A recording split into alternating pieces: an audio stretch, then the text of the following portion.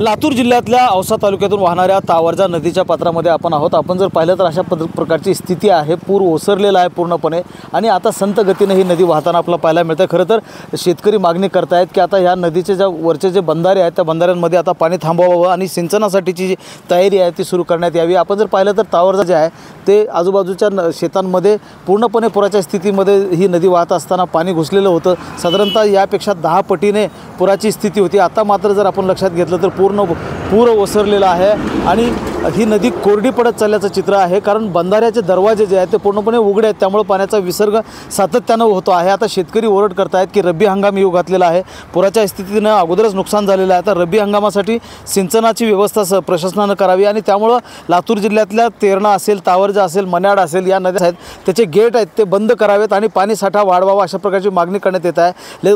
परंतु आपण जर स्थिती लक्षात घेतली तर धनेगाव असेल किंवा भुसणी असेल किंवा तिरू नदीच्या किनाऱ्यावर असलेलं बेळसांगवी गाव असेल, अशा अनेक ठिकाणवरचे जे बंधारे आहेत त्याचे दरवाजे पूर्णपणे फसलेले होते।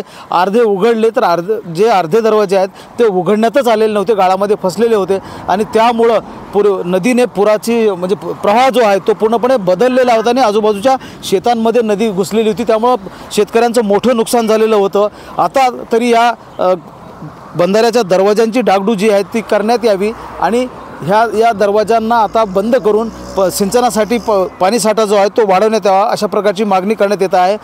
भुसणीजवळच्या तावरजा नदीचं हे चित्र आपण पाहतो आहोत। आपण जर पाहिलं तर प्रवाह अत्यंत संत झालेला आहे आणि शेतकरी आता मागणी करत आहेत की तावरजा नदीचा जो हा बंधारा आहे तो पूर्णपणे आता बंद करण्यात यावा आणि पाणीसाठा जो आहे रब्बी हंगामाला घेऊन सिंचनासाठी म्हणून वाढवण्यात यावा। महेंद्र जोंधळे, TV9 मराठी, लातूर।